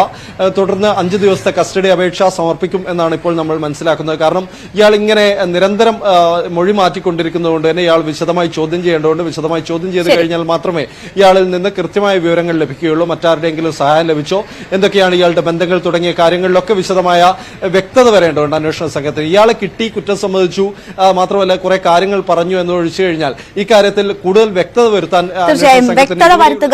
ഇതുവരെ ലഭ്യമായിട്ടുള്ള വിവരങ്ങളിൽ എന്നതാണ് അന്വേഷണ സംഘത്തിന് മുന്നിലുള്ള ഏറ്റവും പ്രധാനപ്പെട്ട ദൌത്യവും വെല്ലുവിളിയും എന്ന് തന്നെ ഈ ഘട്ടത്തിൽ പറയാം. ഞാൻ അശ്വിനിലേക്ക് തിരിച്ചെത്താം. ഡാൻ കുര്യൻ കൂടി നമുക്കൊപ്പം ചേരുകയാണ്. ഡാൻ, ഇതിലെ ഈ കേസുമായി ബന്ധപ്പെട്ട് തീവ്രവാദ ബന്ധം ആദ്യ ദിവസം മുതൽ തന്നെ ഉയരുന്ന വിഷയമാണ്. പക്ഷേ അത് സ്ഥിരീകരിക്കുക എന്നതാണ് അന്വേഷണ സംഘത്തെ സംബന്ധിച്ച് ഏറ്റവും പ്രധാനപ്പെട്ടതായി ഇനി മുന്നിലുള്ളത്. അതിന് കൃത്യമായ വിവരങ്ങൾ വേണ്ടിവരും. ഇവിടെ ഇപ്പോൾ ഹൈലി റാഡിക്കലൈസ്ഡ് പേഴ്സൺ ആണ് ഇയാൾ എന്ന് ഈ NIA ഭാഗമായ ഉദ്യോഗസ്ഥർ തന്നെ അൺഒഫീഷ്യലി നമ്മളോട് വ്യക്തമാക്കുന്നുണ്ട്. DGP ഇന്ന് മാധ്യമങ്ങളെ കണ്ടപ്പോൾ പറഞ്ഞത് ഒരു സാധ്യതയും തള്ളിക്കളയാൻ കഴിയില്ല, കൂടുതൽ അന്വേഷണത്തിന് ശേഷം മാത്രമേ വ്യക്തത വരുത്താനും അക്കാര്യത്തിൽ വിശദീകരണം നൽകാനും കഴിയുകയുള്ളൂ എന്നതാണ്. അപ്പോൾ ഈ അന്വേഷണ സംഘം എല്ലാം തന്നെ തീവ്രവാദ ബന്ധം, അതിനുള്ള സാധ്യത തള്ളിക്കളയാത്ത രീതിയിലുള്ള ഒരു അന്വേഷണം തന്നെയാണ് ഇപ്പോഴും നടത്തുന്നത്, അല്ലേ? ഇതിനോടകം സ്വീകരിച്ചിരിക്കുന്ന നടപടികളിൽ നിന്ന് തന്നെ ഈ കേസിന്റെ ഗൗരവം എത്രത്തോളം വലുതാണ് എന്ന കാര്യം വ്യക്തമാണ്. കാരണം ഈ സംഭവം ഉണ്ടായതിന്റെ തൊട്ടു പിന്നാലെ തന്നെ ദേശീയ അന്വേഷണ ഏജൻസിയുടെ ഉദ്യോഗസ്ഥർ ഇവിടേക്ക് ഡൽഹിയിൽ നിന്നും കൊച്ചിയിൽ നിന്നും ഒരേ സമയം എലത്തൂരിൽ എത്തുന്ന ഒരു സാഹചര്യം ഉണ്ടായിരുന്നു.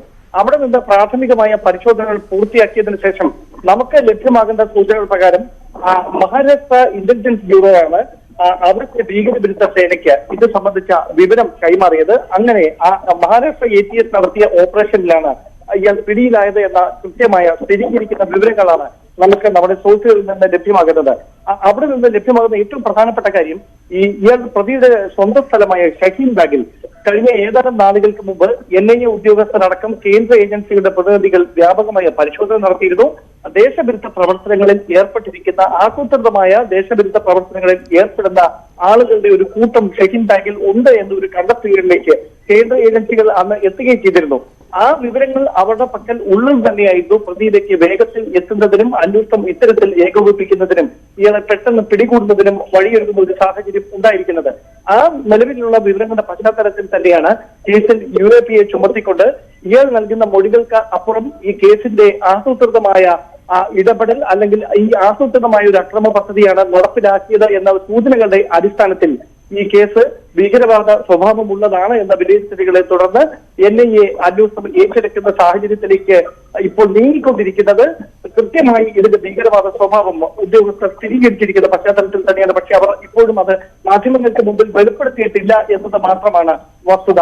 രേണുക, ശരി, ഡാൻ കുര്യനാണ് വിവരങ്ങൾ നൽകിയത്. തീവ്രവാദ ബന്ധം കൃത്യമായും മനസ്സിലാക്കുന്നു അന്വേഷണ ഉദ്യോഗസ്ഥർ, പക്ഷേ അത് പുറത്തു പറയാൻ തയ്യാറാകുന്നില്ല എന്നതാണ് സാഹചര്യം എന്നതാണ് ഡാൻ റിപ്പോർട്ട് ചെയ്യുന്നത്. നമുക്ക് വാർത്തകളിലേക്ക് തിരിച്ചെത്താം ഒരിടവേളയ്ക്ക് ശേഷം.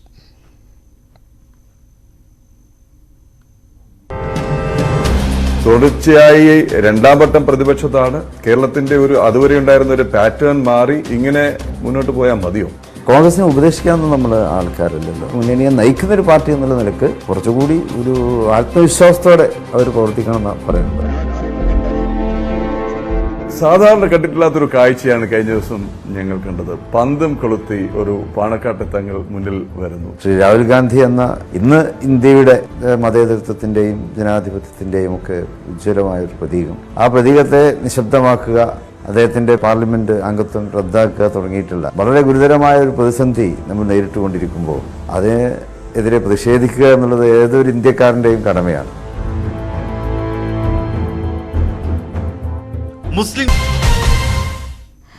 വാർത്തകൾ തുടരുന്നു. അരിക്കൊമ്പനെ പറമ്പിക്കുളത്തേക്ക് മാറ്റാനുള്ള നീക്കത്തിനെതിരെ പ്രതിഷേധം. പറമ്പിക്കുളത്ത് ജനകീയ പ്രതിഷേധം ആരംഭിച്ചു. അരിക്കൊമ്പനെ പറമ്പിക്കുളത്തേക്ക് എത്തിക്കുന്നത് തടയാൻ കോടതിയെ സമീപിക്കുമെന്ന്, സമരം ശക്തമാക്കുമെന്നും നെന്മാറ MLA K. ബാബു പറഞ്ഞു. നാളെ സർവകക്ഷി യോഗം ചേരും.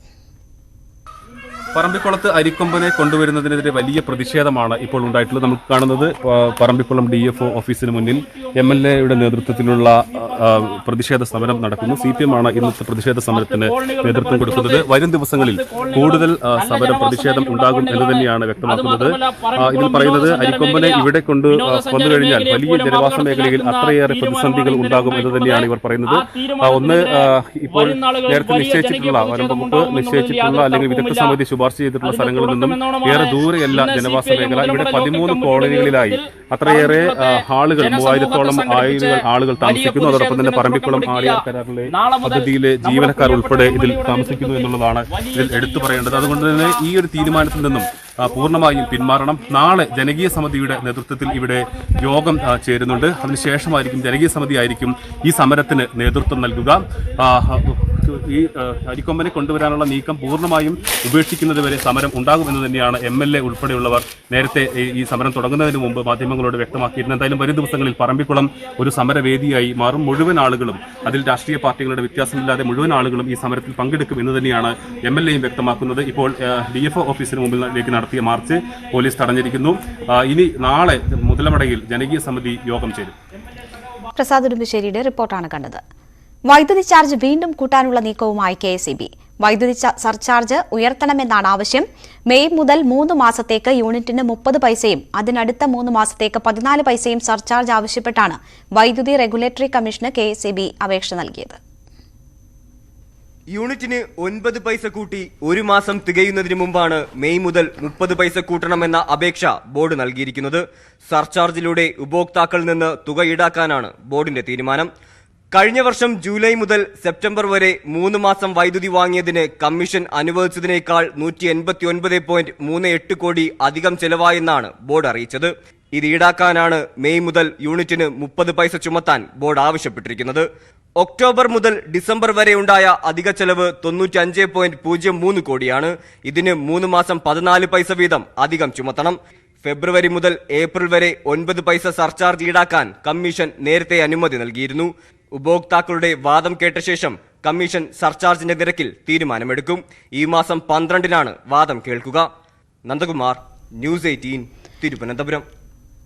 എറണാകുളം കളമശ്ശേരി മെഡിക്കൽ കോളേജിലെ ദത്ത് വിവാദത്തിൽ കുഞ്ഞിനെ കൈമാറി CWC. കുഞ്ഞിനെ ആദ്യം സംരക്ഷിച്ചിരുന്ന തൃപ്പുണിത്തുറയിലെ ദമ്പതികൾക്കാണ് കുട്ടിയെ കൈമാറിയത്. ഹൈക്കോടതി നിർദ്ദേശപ്രകാരമാണ് നടപടി. കുഞ്ഞിനെ കൈമാറുന്നതിൽ തീരുമാനമെടുക്കാൻ ഹൈക്കോടതി ചൈൽഡ് വെൽഫെയർ കൌൺസിലിനെ ചുമതലപ്പെടുത്തിയിരുന്നു. തുടർന്ന് നിലവിലെ സാഹചര്യങ്ങൾ പരിശോധിച്ച ശേഷം കുഞ്ഞിനെ താൽക്കാലിക സംരക്ഷണത്തിനായി ദമ്പതികൾക്ക് കൈമാറി. കുഞ്ഞിന്റെ സംരക്ഷണം ഏറ്റെടുക്കാൻ തയ്യാറല്ലെന്ന് യഥാർത്ഥ മാതാപിതാക്കൾ അറിയിച്ചിരുന്നു. അതേസമയം കുട്ടിയുടെ ജനന സർട്ടിഫിക്കറ്റ് വ്യാജമായി നിർമ്മിച്ചു എന്ന കേസിൽ പോലീസ് അന്വേഷണം തുടരുകയാണ്. മെഡിക്കൽ കോളേജിലെ അഡ്മിനിസ്ട്രേറ്റീവ് അസിസ്റ്റന്റ് അനിൽകുമാർ, ജീവനക്കാരി AN റഹ്ന എന്നിവരാണ് കേസിലെ പ്രതികൾ. പേവിഷ പ്രതിരോധ കുത്തിവയ്പെടുത്ത 14-കാരൻ ചികിത്സാ പിഴവ് മൂലം തളർന്നുപോയ സംഭവത്തിൽ വീഴ്ച കണ്ടെത്തിയാൽ കർശന നടപടിയെടുക്കുമെന്ന് മന്ത്രി P. പ്രസാദ്. ചേർത്തല താലൂക്ക് ആശുപത്രിയുടെ ചികിത്സാ പിഴവിൽ അന്വേഷണം നടത്തുമെന്ന് ആരോഗ്യമന്ത്രി സംഭവത്തിൽ ഉറപ്പ് നൽകിയിട്ടുണ്ട്. കുട്ടിയുടെ മാതാപിതാക്കളുടെ പരാതി മന്ത്രി വീണ ജോർജിന് കൈമാറിയിട്ടുണ്ടെന്നും മന്ത്രി പറഞ്ഞു. News 18 impact. പേവിഷബാധയുടെ ചികിത്സയെ തുടർന്ന് ചേർത്തല താലൂക്ക് ആശുപത്രിയിൽ നിന്നും റാബിസ് വാക്സിൻ എടുത്ത 14-കാരൻ തളർന്നുപോയ സംഭവം ന്യൂസ് 18 പുറത്തു കൊണ്ടുവന്നതിന് പിന്നാലെയാണ് മന്ത്രിയുടെ പ്രതികരണം. കുട്ടിയുടെ കുടുംബവുമായി സംസാരിച്ചുവെന്നും അവസ്ഥ ഗുരുതരമാണെന്നും മന്ത്രി P. പ്രസാദ് പറഞ്ഞു. കോട്ടയം മെഡിക്കൽ കോളേജിൽ ചികിത്സ ലഭിച്ചതുകൊണ്ട് മാത്രമാണ് കാർത്തിക്കിനെ ജീവിതത്തിലേക്ക് മടക്കിക്കൊണ്ടുവരാനായതെന്നാണ് അമ്മ പറഞ്ഞതെന്നും മന്ത്രി പറയുന്നു. അതീവ ഗൗരവത്തോടെയാണ് കേസ് പരിശോധിക്കുന്നതെന്നും സംഭവത്തിൽ അന്വേഷണമുണ്ടാകുമെന്നും ചേർത്തല MLA കൂടിയായ P. പ്രസാദ് ന്യൂസ് 18നോട് പ്രതികരിച്ചു. ആരോഗ്യവകുപ്പ് മന്ത്രി ശ്രീമതി വീണ ജോർജുമായിട്ട് ഇക്കാര്യം ഞാൻ സംസാരിച്ചിട്ടുണ്ട്. തീർച്ചയായിട്ടും ഈ കാര്യത്തെ ഗൗരവതരമായി കണക്കാക്കും എന്നും കർശനമായ നടപടികൾ സ്വീകരിക്കും എന്നുമാണ് ആരോഗ്യവകുപ്പ് മന്ത്രി ഉറപ്പു വന്നിരിക്കുന്നത്. ചേർത്തല ആശുപത്രിയിൽ അല്ല, ഒരാശുപത്രിയിലും അത്തരത്തിൽ ഒരു അലംഭാവത്തോടുകൂടി ആരെയും ചികിത്സിക്കാൻ പാടില്ലാത്തതാണ്. അത് അങ്ങനെ സംഭവിച്ചിട്ടുണ്ടെങ്കിൽ കുറ്റക്കാരായിട്ടുള്ള ആളുകൾക്കെതിരെ കർശനമായ നടപടി സ്വീകരിക്കുകയും വേണം. വിഷയം ശ്രദ്ധയിൽപ്പെട്ട ഇന്നലെ തന്നെ ആരോഗ്യമന്ത്രിക്ക് വിവരം കൈമാറി. ജനുവരി 22 മുതലാണ് ചേർത്തല താലൂക്ക് ആശുപത്രിയിൽ നിന്ന് റാബീസ് കുത്തിവയ്പ് കാർത്തിക് എടുത്തു തുടങ്ങിയത്. ഇന്ന് ഈ കുട്ടിക്ക് സ്വന്തമായി എഴുന്നേൽക്കാനോ നടക്കാനോ കഴിയില്ല. കുത്തിവയ്പ്പിന്റെ ഇടവേളകളിൽ കടുത്ത പനിയും തലചുറ്റലും മൂലം കാർത്തിക്കിനെ പലതവണ ആശുപത്രിയിൽ പ്രവേശിപ്പിച്ചിരുന്നു. എന്നാൽ ഇത് കുട്ടിയുടെ പേടി മൂലമാണെന്ന് പറഞ്ഞ് ഡോക്ടർമാർ തള്ളിക്കളയുകയും തുടർച്ചയായി വാക്സിൻ നൽകുകയുമായിരുന്നു. വാക്സിനേഷൻ കാരണമാണ് നാഡികളെ തളർത്തുന്ന സർവിക്കൽ മൈലൈറ്റിസ് കാർത്തിക്കിന് ഉണ്ടായതെന്ന് കോട്ടയം മെഡിക്കൽ കോളേജിലെ ചികിത്സാ രേഖകളും വ്യക്തമാക്കിയിരുന്നു. ശരണ്യ സ്നേഹജൻ, ന്യൂസ് 18 ആലപ്പുഴ. ബാങ്ക് വായ്പാ പലിശ നിരക്കുകളിൽ മാറ്റമില്ല. റിപ്പോ നിരക്കിൽ മാറ്റം വരുത്താതെ റിസർവ് ബാങ്ക് റിപ്പോ നിരക്ക് 6.5% തന്നെ തുടരും. 2023-24 സാമ്പത്തിക വർഷത്തെ പണനയം RBI ഗവർണർ ശക്തികാന്ത ദാസ് പ്രഖ്യാപിച്ചു. പുതിയ സാമ്പത്തിക വർഷം 6.5% GDP വളർച്ചാ നിരക്ക് പ്രതീക്ഷിക്കുന്നുവെന്ന് RBI ഗവർണർ പറഞ്ഞു. കർണാടക നിയമസഭാ തെരഞ്ഞെടുപ്പിനുള്ള 2ാം ഘട്ട സ്ഥാനാർത്ഥി പട്ടിക പുറത്തിറക്കിയ കോൺഗ്രസ് 42 മണ്ഡലങ്ങളിലെ സ്ഥാനാർത്ഥികളെയാണ് പ്രഖ്യാപിച്ചത്. മുൻ മുഖ്യമന്ത്രി സിദ്ധരാമയ്യ 2ാം സീറ്റിൽ മത്സരിക്കുന്ന കാര്യത്തിൽ സസ്പെൻസ് തുടരുകയാണ്. സിദ്ധരാമയ്യയുടെ സിറ്റിംഗ് സീറ്റായ ബദാമിയിൽ ഭീംസെൻ ചിന്നമ്മ കട്ടി മത്സരിക്കും. എന്നാൽ സിദ്ധരാമയ്യ മത്സരിക്കാൻ താൽപര്യം പ്രകടിപ്പിച്ച കോലാറിൽ സ്ഥാനാർത്ഥിയെ പ്രഖ്യാപിച്ചിട്ടില്ല. ആദ്യഘട്ട സ്ഥാനാർത്ഥി പട്ടികയിൽ 124 സ്ഥാനാർത്ഥികളെ പ്രഖ്യാപിച്ചിരുന്നു. അഴിമതിക്കും കുടുംബാധിപത്യത്തിനുമെതിരെ പോരാട്ടം തുടരാൻ പ്രതിജ്ഞാബദ്ധമെന്ന് പ്രധാനമന്ത്രി നരേന്ദ്രമോദി. ബിജെപിയുടെ 44ാമത് സ്ഥാപക ദിനത്തിൽ നേതാക്കളെയും പ്രവർത്തകരെയും അഭിസംബോധന ചെയ്യവെയാണ് പ്രതിപക്ഷത്തെ പ്രധാനമന്ത്രി വിമർശിച്ചത്. ബിജെപിക്ക് രാജ്യമാണ് പ്രധാനം, പാർട്ടിക്ക് വോട്ട് ബാങ്ക് രാഷ്ട്രീയമില്ല. കോൺഗ്രസ് ഇപ്പോഴും കൊളോണിയൽ മനോഭാവത്തിലെന്നും മോദി കുറ്റപ്പെടുത്തി. ബജറ്റ് സമ്മേളനത്തിന്റെ അവസാന ദിവസവും പാർലമെന്റ് പ്രക്ഷുബ്ധമായി. ലോക്സഭ അനിശ്ചിതകാലത്തേക്ക് പിരിഞ്ഞു. ലോക്സഭാ നടപടികൾ ആരംഭിച്ചപ്പോൾ തന്നെ അദാനി വിഷയത്തിൽ JPC അന്വേഷണം ആവശ്യപ്പെട്ട് പ്രതിപക്ഷാംഗങ്ങൾ നടുത്തളത്തിലിറങ്ങി പ്രതിഷേധിച്ചു. കറുപ്പ് വസ്ത്രം അണിഞ്ഞും പ്ലക്കാർഡ് ഉയർത്തിയുമായിരുന്നു കോൺഗ്രസ് അംഗങ്ങളുടെ പ്രതിഷേധം.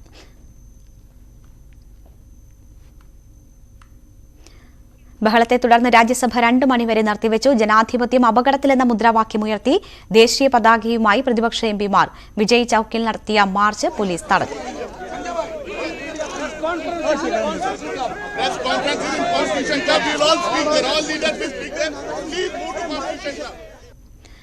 ബജറ്റ് സമ്മേളനം സ്തംഭിച്ചതിന് ഉത്തരവാദി സർക്കാരാണെന്ന് കോൺഗ്രസ് അധ്യക്ഷൻ മല്ലികാർജുൻ ഖാർഗെ വിമർശിച്ചു. सेशन पूरा खत्म क्यों हुआ उसके बारे में सर बीजेपी ये कह रही है कि ये भ्रष्टाचारी विरोध कर रहे हैं. തിരുവനന്തപുരം വെങ്ങാനൂർ പൗർണമിക്കാവ് ക്ഷേത്രത്തിലെ പ്രപഞ്ചയാഗം ഇന്ന് അവസാനിക്കും. പൗർണമി ദിവസമായ ഇന്ന് ലോകക്ഷേമാർത്ഥ മഹാസങ്കല്പ പൂജ, പൗർണമിക്കാവ് ബാല ത്രിപുരസുന്ദരി പൂജ തുടങ്ങി 41 പൂജകളാണ് നടക്കുന്നത്. ചരിത്രത്തിൽ ആദ്യത്തെ പ്രപഞ്ചയാഗത്തിനാണ് ഇതോടെ സമാപനമാകുന്നത്.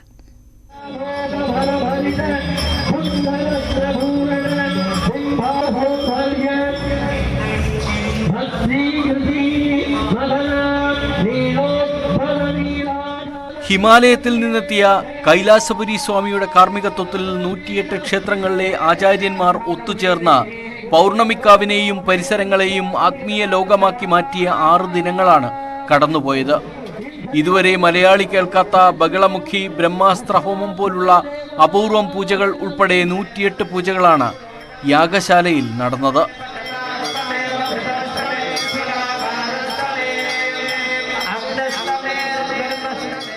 നേപ്പാളിലെ പശുപതി ക്ഷേത്രത്തിലെ പ്രധാന പൂജാരിയായ ഗണേഷ് ഭട്ട, രാമേശ്വരം, കാളഹസ്തി, കന്യാകുമാരി, കാശി വിശ്വനാഥ ക്ഷേത്രം, ഗുരുവായൂർ എന്നീ മഹാക്ഷേത്രങ്ങളിലെ ആചാര്യന്മാർ എന്നിവർ ഇന്നത്തെ പൂജകളിൽ പങ്കെടുക്കും. നമ്മൾ 10 ലക്ഷം 15 ലക്ഷം പേർ വരുമെന്ന് പ്രതീക്ഷിച്ചു. ഇപ്പൊ എത്ര ലക്ഷം വന്നിട്ടുണ്ടെന്ന് നമുക്ക് പറയാൻ പറ്റില്ല. അത്രത്തേക്ക് ജനങ്ങൾ ഇവിടെ പൗർണമിക്കാവിലേക്ക് നിറഞ്ഞ് കവിഞ്ഞ് ഒഴുകിക്കൊണ്ടിരിക്കുകയാണ്. നമ്മൾ ഉദ്ദേശിച്ചതിലും വൻ വിജയമായിരുന്നു ഈ യാഗം. 108 ശക്തിപീഠങ്ങളിൽ നിന്നും കൊണ്ടുവന്ന മണ്ണും തീർത്ഥവും ഉപയോഗിച്ചുകൊണ്ട് നടത്തിയ ഈ യാഗത്തിൽ മഹാകാലഭൈരവ ഹവനം 1,08,000 തിലഹോമം നടത്തുന്നതിന് തുല്യമായിരുന്നു. അത് ഭക്തജനങ്ങൾ അത് ഏറ്റെടുക്കുകയായിരുന്നു. ഹോമങ്ങളുടെ പേരേ നമുക്ക് പറഞ്ഞാൽ തീരത്തില്ല. ഇത് കലിയുഗത്തിൽ ആദ്യമായിട്ടാണ് ഈ പ്രപഞ്ചയാഗം നടക്കുന്നത്. ഭഗവാൻ ശ്രീകൃഷ്ണന്റെ കാലത്ത് നടന്നെന്ന് പറയപ്പെടുന്നു. അതിനുശേഷം ഈ യാഗം ആദ്യമായിട്ടാണ് ഭൂലോകത്ത് നടക്കുന്നത്. പൗർണമി ദിവസമായ ഇന്ന് ലോകക്ഷേമാർത്ഥ മഹാസങ്കല്പ പൂജ, പൗർണമിക്കാവ് ബാല ത്രിപുരസുന്ദരി പൂജ, 51 അക്ഷര ദേവതാ പൂജ തുടങ്ങി 41 പൂജകളാണ് നടക്കുന്നത്. രാത്രി 9 മണിക്ക് നടക്കുന്ന ഗുരുതിയോടെയാണ് ചരിത്രത്തിൽ ആദ്യത്തെ പ്രപഞ്ചയാഗത്തിന് സമാപനമാകുന്നത്. യാഗസമാപനത്തോടെ അടയ്ക്കുന്ന നട അടുത്ത പൗർണമിയായ മെയ് 5-ാം തീയതി തുറക്കും. ന്യൂസ് 18 തിരുവനന്തപുരം. യേശുക്രിസ്തുവിന്റെ അന്ത്യ അത്താഴ സ്മരണയിൽ ക്രൈസ്തവർ ഇന്ന് പെസഹ ദിനം ആചരിക്കുന്നു. ഇതിന്റെ ഭാഗമായി ദേവാലയങ്ങളിൽ കാൽകഴുകൽ ശുശ്രൂഷകൾ നടന്നു. ഇപ്പോഴത്തെ പ്രത്യേക സാഹചര്യത്തിൽ ഐക്യ മനോഭാവത്തോടെ ഒരുമിച്ച് മുന്നോട്ടു പോകാനാകണമെന്ന് കർദിനാൾ മാർ ജോർജ് ആലഞ്ചേരി പെസഹ ദിന സന്ദേശത്തിൽ പറഞ്ഞു.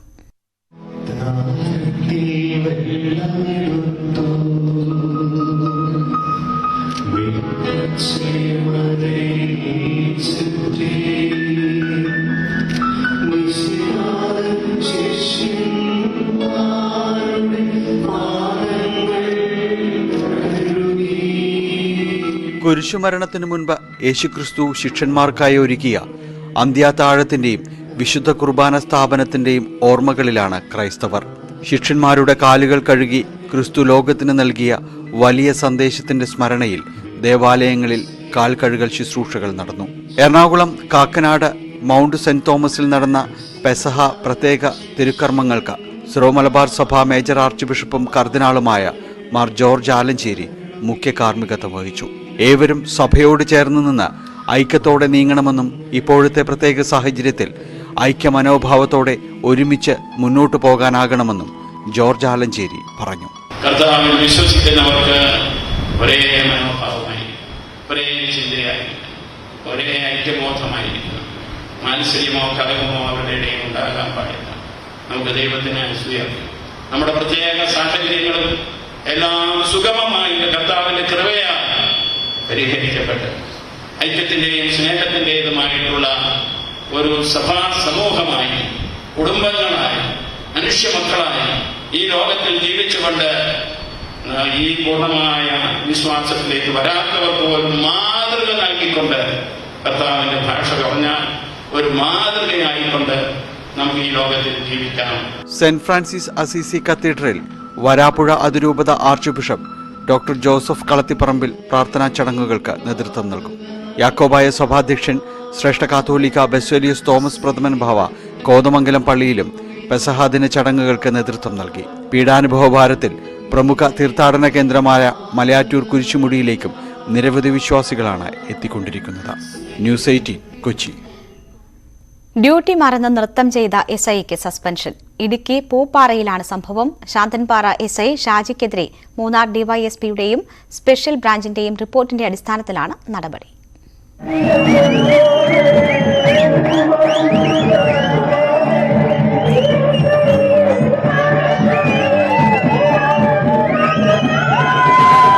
കഴിഞ്ഞ ദിവസം പൂപ്പാറ മാരിയമ്മൻ ക്ഷേത്രത്തിലെ ഉത്സവത്തിനിടെയായിരുന്നു സംഭവം. ഉത്സവത്തിൽ ക്രമസമാധാന പാലനത്തിന് എത്തിയതായിരുന്നു ശാന്തൻപാറ എസ്ഐ ഷാജിയും സംഘവും. ഇതിനിടെ തമിഴ് ഗാനം കേട്ടതോടെ എസ്ഐ നൃത്തം തുടങ്ങി.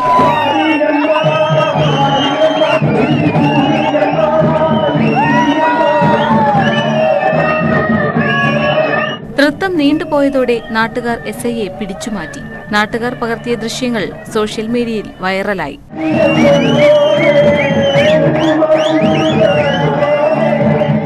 ന്യൂസ് 18 ഇടുക്കി.